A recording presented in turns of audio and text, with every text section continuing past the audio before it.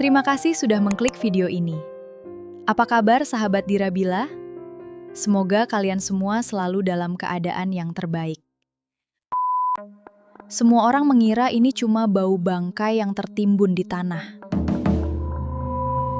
Mereka salah. Seorang wanita muda ditemukan terkubur di belakang sebuah rumah kontrakan di Dabo Singkep, Kepulauan Riau. Tidak ada yang menyangka tempat itu menyimpan rahasia mengerikan.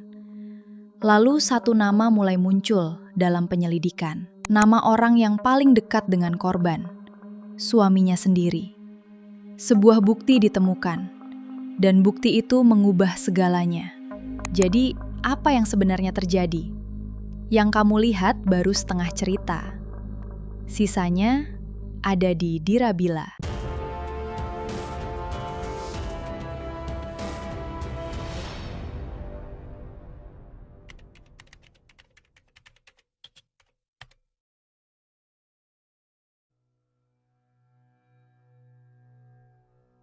Korban diketahui bernama Safitri Yana, namun lebih dikenal dengan nama Diana. Ia merupakan perempuan muda asal Tanjung Pinang yang datang ke Dabo Singkep untuk memulai kehidupan yang lebih baik. Menurut sahabat dan warga sekitar, Diana sedang berusaha meninggalkan masa lalunya. Ia mulai mengenakan hijab, lebih rajin beribadah, dan fokus membangun masa depan untuk anak perempuan kecil yang ditinggalkannya. Di mata banyak orang, Diana dikenal ramah, meski cukup tertutup soal kehidupan pribadinya. Tak ada yang menyangka perjuangan hidupnya akan berakhir secara tragis.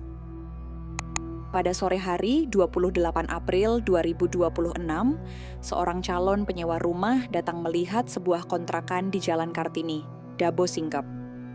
Saat berkeliling, ia mencium aroma busuk yang sangat menyengat. Merasa curiga, ia meminta bantuan seseorang untuk mencari sumber bau tersebut. Pencarian berakhir di halaman belakang rumah. Di sana terdapat gundukan tanah yang terlihat tidak biasa. Saat diperiksa lebih dekat, terlihat sesuatu menyembul dari dalam tanah. Ketika disentuh, benda itu ternyata adalah pergelangan tangan manusia. Penemuan itu segera dilaporkan ke polisi. Malam harinya, petugas melakukan penggalian dan menemukan jasad seorang wanita yang terkubur dangkal di belakang rumah tersebut. Saat dievakuasi, korban ditemukan tanpa busana dan dalam kondisi mengenaskan. Polisi menemukan tato bertuliskan nama Diana di tangan kanan korban.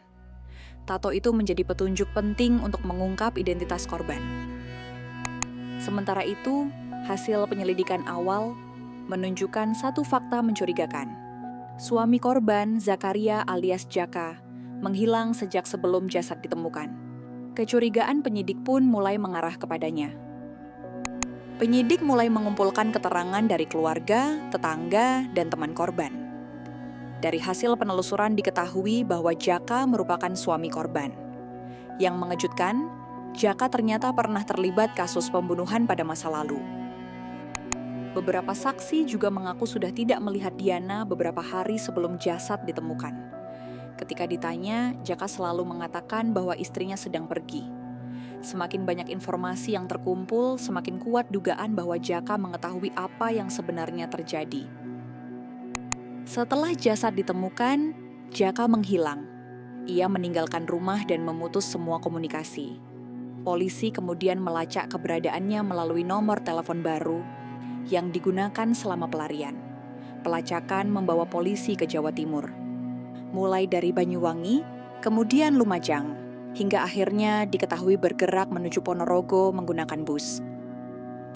Setelah buron selama 10 hari, pada 8 Mei 2026, polisi berhasil menangkap Jaka. Awalnya ia membantah semua tuduhan.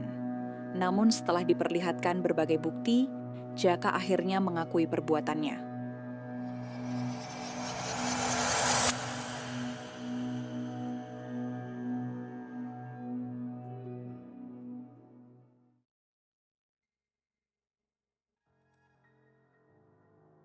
Di mata tetangga, Jaka dikenal sebagai pria pendiam dan memiliki kemampuan memperbaiki peralatan elektronik. Sekilas ia terlihat seperti suami yang baik. Namun beberapa orang yang mengenalnya mengungkap sisi lain dari dirinya.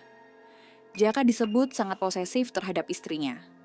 Ia tidak menyukai Diana bepergian sendirian dan selalu ingin mengetahui aktivitas istrinya. Kontras dengan Diana yang sedang berusaha membangun kehidupan baru, Jaka justru menyimpan rasa curiga yang terus tumbuh. Menurut hasil pemeriksaan, konflik rumah tangga mereka telah berlangsung beberapa waktu. Puncaknya terjadi ketika Jaka mulai mencurigai istrinya memiliki hubungan khusus dengan seseorang. Yang mengejutkan, orang yang dicurigainya adalah adik kandungnya sendiri yang berinisial BS. Meski dugaan tersebut belum terbukti, rasa cemburu membuat Jaka semakin emosional. Kecurigaan itu berubah menjadi amarah, dan amarah itu akhirnya berujung pada tragedi.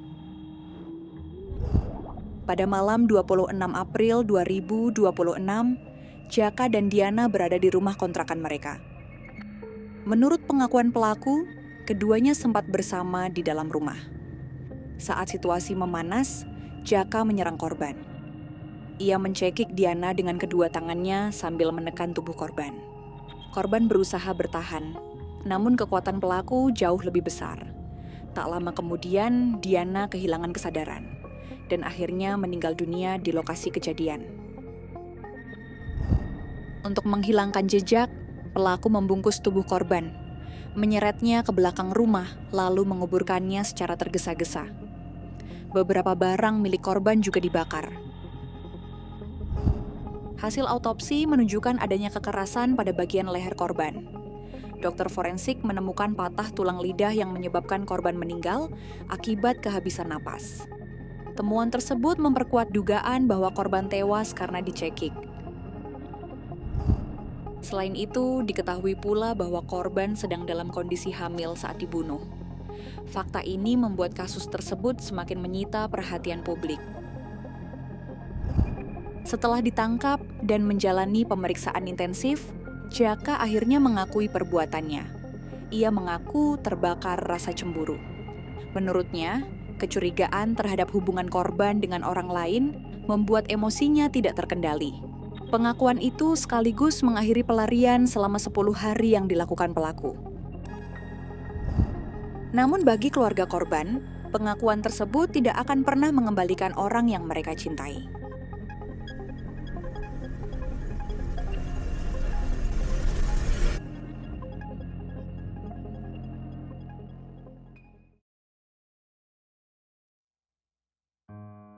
Korban dimakamkan pada 30 April 2026 di Dabo Singkep. Suasana pemakaman dipenuhi duka. Keluarga, sahabat, dan warga sekitar tidak kuasa menahan kesedihan. Banyak yang merasa kehilangan karena mengenal Diana sebagai sosok yang sedang berusaha berubah menjadi pribadi yang lebih baik. Kepergiannya meninggalkan luka mendalam, terutama bagi anaknya yang masih kecil. Setelah seluruh bukti terkumpul, polisi menetapkan Jaka sebagai tersangka utama. Penyidik menilai tindakan pelaku mengarah pada pembunuhan berencana karena adanya upaya menghilangkan jejak dengan menguburkan jasad korban. Atas perbuatannya, pelaku terancam pasal pembunuhan berencana dengan ancaman hukuman maksimal pidana mati atau hukuman berat sesuai ketentuan hukum yang berlaku. Pihak kepolisian menyatakan kasus ini akan diproses hingga ke persidangan. Kasus ini menjadi pengingat bahwa kecemburuan yang tidak terkendali dapat berubah menjadi tindakan yang menghancurkan banyak kehidupan. Satu nyawa melayang. Seorang anak kehilangan ibunya, dan sebuah keluarga harus menanggung luka yang mungkin tidak akan pernah benar-benar sembuh. Tragedi ini juga mengajarkan pentingnya menyelesaikan konflik dengan cara yang sehat, mencari bantuan ketika emosi mulai tidak terkendali, serta menjauhi segala bentuk kekerasan dalam hubungan. Menurut kalian, apakah rasa cemburu benar-benar menjadi satu-satunya alasan di balik kasus ini? Ataukah masih ada fakta lain yang belum terungkap? Tulis pendapat kalian di kolom komentar. Dan yang terpenting, jadikan kisah ini sebagai pelajaran agar tragedi serupa tidak pernah terulang kembali. Sebelumnya, terima kasih sudah menonton video ini sampai selesai, dan sampai jumpa di video selanjutnya.